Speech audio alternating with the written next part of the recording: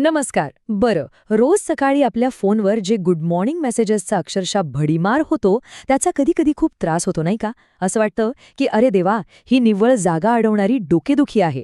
पण जरा थांबा, कारण आज आपण हेच पाहणार आहोत की हे मेसेज खरंच त्रासदायक आहेत की आपल्या मानसिक आरोग्यासाठी एक जबरदस्त टॉनिक.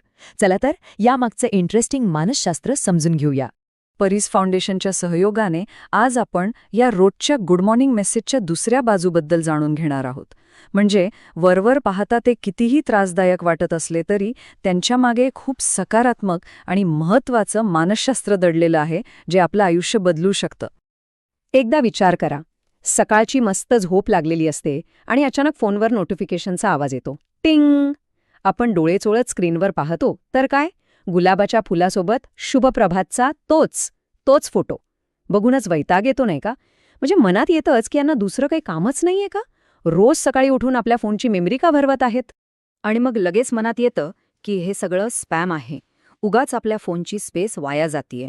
कधीकधी ते इतका राग येतो की वाटतं या सगळ्यांना ब्लॉकच करून टाकावं. पण खरंच हे मेसेज इतके निरर्थक आणि बिनकामाचे आहेत का, जेवढे आपल्याला वाटतात? जरा थांबा, एक क्षण विचार करा. जर आपल्याला कोणी सांगितलं की हे मेसेजेस त्रासदायक नसून उलट आपल्या मानसिक आरोग्यासाठी एखाद्या टॉनिकसारखं काम करतात, तर विश्वास बसेल का? मानसशास्त्र याकडे एका अगदी वेगळ्या आणि आश्चर्यकारक दृष्टिकोनातून पाहतं. चला तर मग या साध्या वाटणाऱ्या मेसेजमागे दडलेला तो छुपा आणि सुंदर अर्थ समजून घेऊया. ती संकल्पना आहे एका डिजिटल मिठीची. हो, अगदी बरोबर ऐकलंय. मानसशास्त्राच्या भाषेत या साध्या गुड मॉर्निंग मेसेजला डिजिटल हग म्हणजेच डिजिटल मिठी असं म्हणतात. हे ऐकायला खूप साधा वाटेल, पण याचा आपल्या मनावर खूप खोलवर आणि सकारात्मक परिणाम होत असतो. कारण या मेसेजचा खरा अर्थ त्या गुलाबाच्या फुलात किंवा शुभ सकाळ या शब्दांत नसतो, तर त्यामागे दडलेल्या एका सुंदर भावनेत असतो. तो संदेश नकळतपणे सांगत असतो की या धावपळीच्या जगात कोणीतरी आहे ज्याने आपल्या दिवसाची सुरुवात करताना तुमची आठवण काढली. आता प्रश्न पडला असेल की ही फक्त एक भावनिक गोष्ट आहे की यामागे काही शास्त्रीय कारणसुद्धा आहे? तर उत्तर आहे हो. या डिजिटल मिठीचा आपल्या मेंदूवर होणारा परिणाम विज्ञानाने सिद्ध केला आहे. चला पाहूया तो कसा होतो.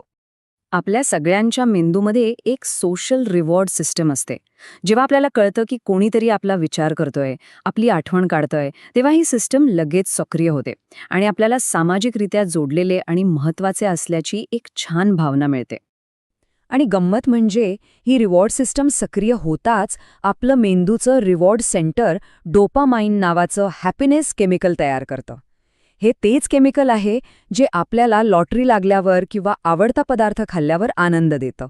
यामुळेच आपल्याला नकळतपणे एक मानसिक आधार मिळतो की या जगात मी एकटा नाही, माझी काळजी करणारं कोणीतरी आहे.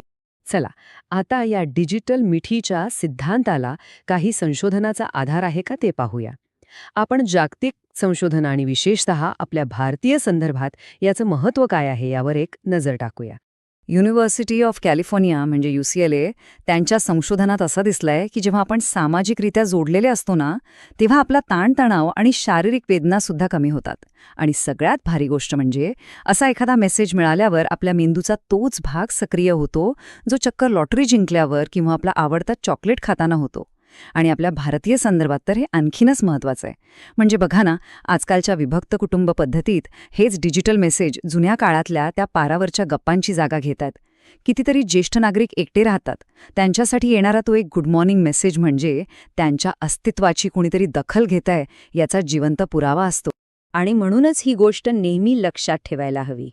मेसेज भले फॉरवर्ड केलेला असो, त्यात तेच फूल असो, पण तो तुम्हाला आठवण करून पाठवण्यामागे असलेली काळजी आणि भावना ही 100% खरी आणि ओरिजिनल असते. आता हे सगळं तर समजलं, पण मग यावर आपण काय करू शकतो? या ज्ञानाचा वापर आपण आपले नातेसंबंध अधिक घट्ट आणि सुंदर करण्यासाठी कसा करू शकतो? यासाठी काही एकदम सोप्या आणि प्रभावी टिप्स पाहूया. पहिलं आणि सर्वात सोपं, प्रतिसाद द्या.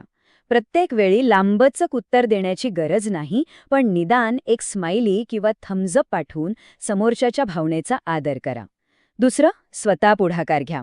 आपल्या ओळखीतल्या अशा 2-3 लोकांना आठवणीने निवडा, जे एकटे असतील किंवा तणावात असतील, आणि त्यांना न चुकता मेसेज करा.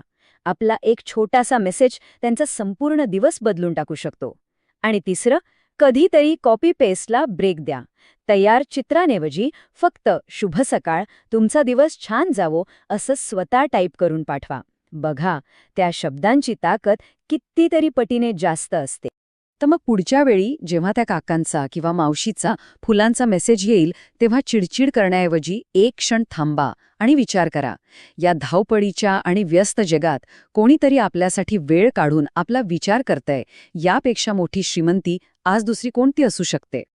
त्यामुळे पुढच्या वेळी असा मेसेज आल्यावर त्रासून घेऊ नका. उलट एक स्मितहास्य करा आणि त्या व्यक्तीने प्रेमाने पाठवलेल्या डिजिटल मिठीचा आनंदाने स्वीकार करा. आणि हो, आज रात्री झोपण्यापूर्वी आपल्या आवडत्या माणसाला गुड नाईट म्हणायला विसरू नका. मनाचे खेळ या आमच्या माहितीपूर्ण सत्रासाठी आम्ही डॉक्टर अजित पाटील, मानसतज्ञ आणि परीस फाउंडेशनचे मनपूर्वक आभारी आहोत. धन्यवाद. मनाचे खेळ, परीस फाउंडेशन.